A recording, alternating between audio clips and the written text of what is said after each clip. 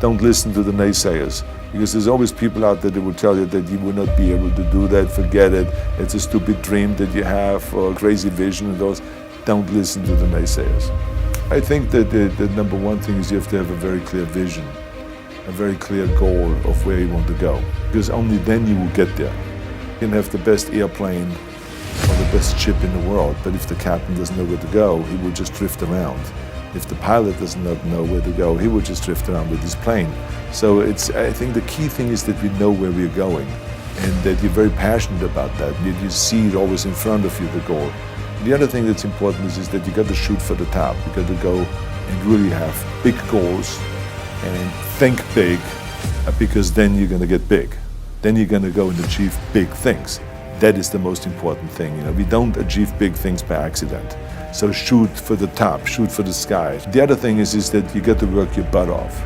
If you think that you're going to go and accomplish something really special and be the best in anything in the world, and you think you can do it without working, you make a big mistake.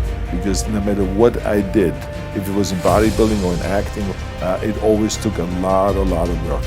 If you're not willing to work hard, forget about it. So there's another rule that is very important. I think another one is don't be afraid to fail. Because if you're afraid to fail, then you're always holding yourself back because you're afraid that if you go all out, you may fail.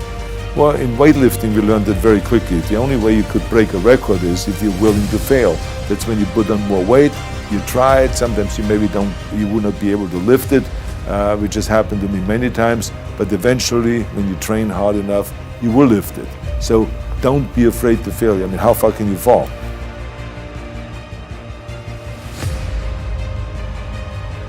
The most important thing is that you have a vision, that you have a goal. Because without that vision and without that goal, again, you're drifting around and you're never gonna end up anywhere. People don't become successful just by accident. Maybe the guy that found gold in California and started the gold rush, but don't count on that. That's the one in a lifetime kind of a situation.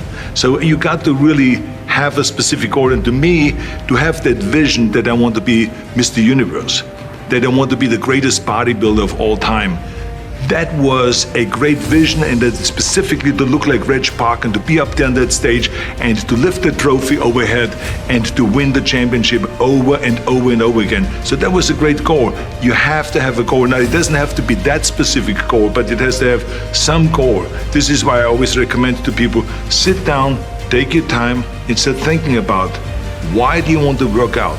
What is your goal? And that can be as crazy as it is. It could be, I want to impress girls. If that's your goal, so be it, but it motivates you. It could be that you're emulating a certain, bodybuilder or a certain football player, a certain boxer, whatever it is. Have those pictures put all over the wall like I did when I was a kid. I put pictures of Reg Park and of Sonny Liston, of boxers and of Ali and of powerlifters and weightlifters all over my bedroom, wall. So that every day when I go to sleep, every day when I wake up, I look at those pictures and they motivate me. You need that motivation, and then therefore you have this kind of imprint in front of you all the time, and you know exactly what you're chasing. And this is why I always smiled when I was in the gym. People always came up to me and says, why are you smiling? You're working out 5 hours a day. You're doing the same as the other guys, but the other guys have a sour face. They're pissed off that they have to do another rep or another set or something. I looked forward to another 1,000 reps of sit-ups. I looked forward to another 500 pounds of leg press or squat. I looked forward to doing more and more curls until my arms fall off. Why? Because I knew that every rep that I did and every set that I did and more weights that I lifted, I get one step closer to turning that vision into reality.